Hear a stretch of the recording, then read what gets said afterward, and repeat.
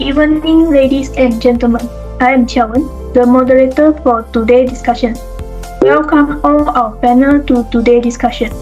First of all, I would like to thank our lecturer, Dr. Sun, for giving us the opportunity to conduct a discussion and present it as a blog. Today, we are going to discuss the topic of macroeconomic factors that influence the unemployment rate in Malaysia. Unemployment is considered as a popular issue worldwide, and many politicians will use unemployment rate to measure economic growth in the country. Unemployment can lead to a negative problem that happens in every country worldwide. If the issue of unemployment cannot be solved, problem will likely occur for unemployed graduates, the nation, society, and even the government, which can also lead to poverty problem. In this study, we will look into and further discuss some of the macroeconomic factors that influence the unemployment rate in Malaysia, such as gross domestic product (GDP), inflation rate, and foreign direct investment (FDI). Now, I would like to invite panel 1 to discuss the problem statement, objective economic model, and econometric model accordingly. Please welcome our Honorable Panel 1, Ms. Jia. Thank you, moderator. Hi everyone, I'm Jia, and I would like to explain the problem statement and the objective for our study. The problem statement for our study is how the macroeconomic factor, which include gross domestic product (GDP), inflation rate, and foreign direct investment (FDI), will affect the unemployment rate in Malaysia, and the objective is to the study relationship between macroeconomic factor towards the unemployment rate in Malaysia. According to this topic, the appropriate econometric model is unemployment rate equal to the function of GDP, inflation rate, and foreign direct investment. Meanwhile, the econometric model shown in the slide where beta 0 is intercept, beta 1, beta 2, and beta 3 are the coefficient of the independent variable, and the symbol is the error term, and the T is referred to the time series. That's all from me, thank you. Now I will pass to the next presenter, Miss Atika. Thank you, Ms. Jia. And now, I would like to invite our second panel, Ms. Atika, to discuss further on how the macroeconomic factor will affect the unemployment rate in Malaysia. Thank you, Ms. Moderator. Alright, hi everyone, my name is Atika, and I would like to discuss the first coefficient estimate, beta 1, which is gross domestic product, or mostly known as GDP. GDP refers to the monetary value of all finished goods and services produced in a particular period within the boundaries of a country, and includes anything produced by the people and even foreigners of the country within its borders. According to the studies from Mendel and Libyans 2019 in the US, over 50 years, the result indicated that GDP has a negative relationship with employment, where a decreasing GDP rate through slow economic growth lead to an increasing employment rate. In order to prove that those studies are true, we have collected the data from 1991 to 2021 at the World Bank as our sample. By using the ordinary least square (OLS) model for data analysis, we can go to the next slide. Found that the probability of gross domestic product is less than 0.05, which you can refer to the slides. It's 0.0067. Thus, we will reject the null hypothesis, which H0 is beta 1 greater than 0. This indicates that there is a significant relationship between the employment rate and gross domestic product in Malaysia.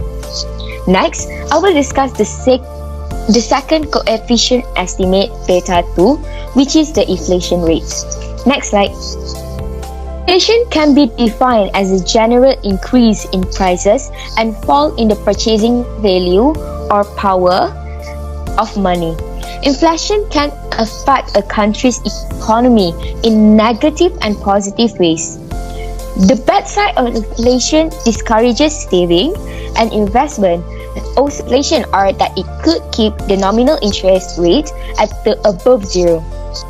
It means that central banks can fix their interest rate in order to stabilize the economy, and also we reduce the employment rate to nominal wage rigidity.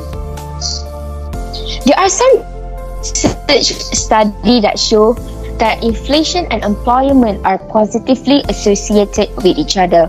However, Lucas in 1967 supported the hypothesis of Phillips that there could be a trade-off between the correlation of inflation rate and employment.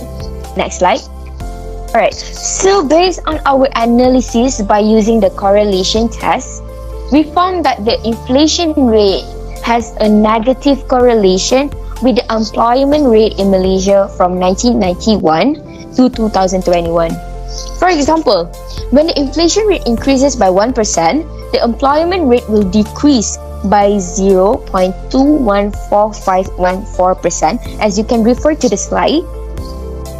Therefore, we will reject the null hypothesis, which is H0 beta 2 greater than 0, and conclude that there is a significant relationship between inflation rate and employment rate. That's all from me, and I will pass the floor back to our moderator, Ms. Chow Wen. Thank you.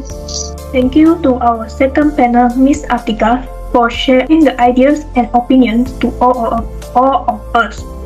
Without further ado, I would like to invite the last panel for today's discussion, Ms. Najwa, to discuss about foreign direct investment, FDI.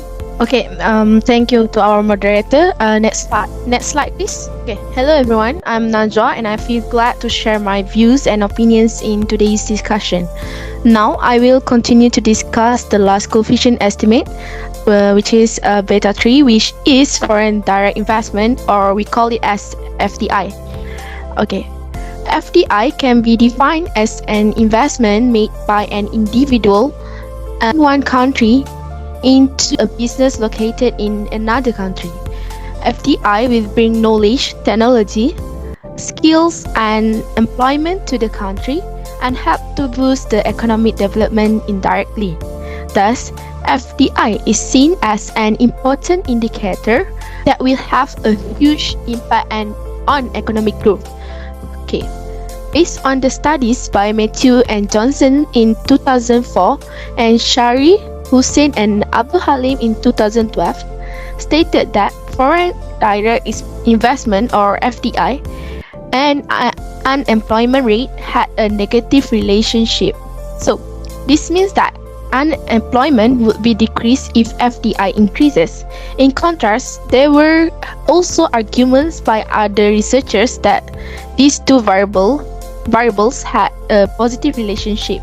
For example, Timothy, Sukarsa, Budi, and Yasa in 2015 found that an increase in unemployment rate was due to an increase in FDI. In order to prove whether FDI has a positive or negative relationship with the unemployment rate, we use a scatter plot to see the correlation between dependent and independent variables.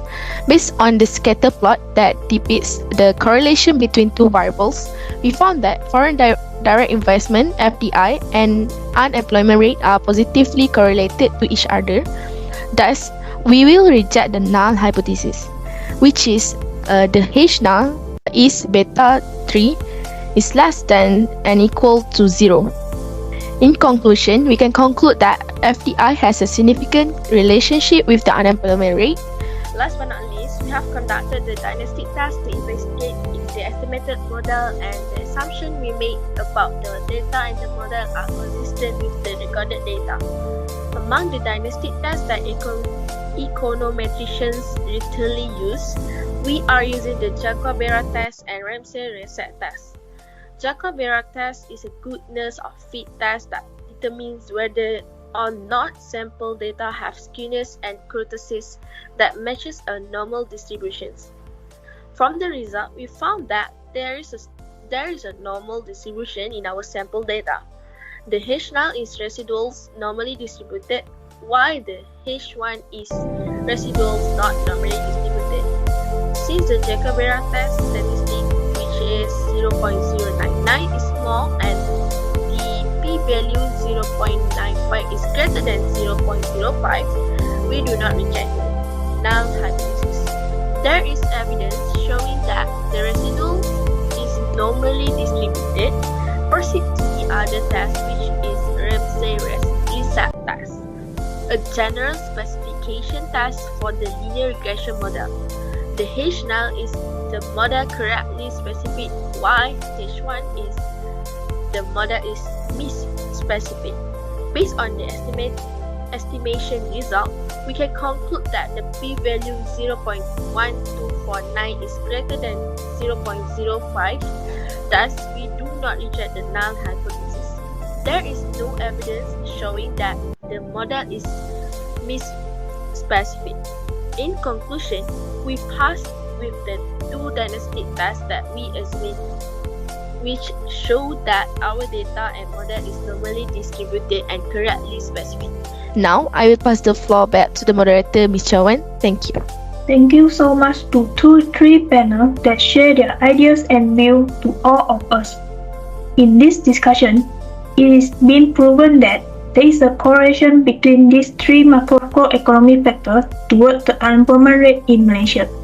The results show that there is a negative relationship between gross domestic product, GDP, and inflation rate with unemployment rate.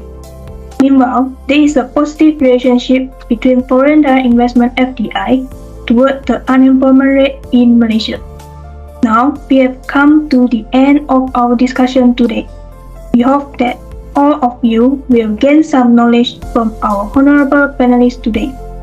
Lastly, I would like to thank all of our panel that are willing to spend their time with us throughout this discussion, and see you all again.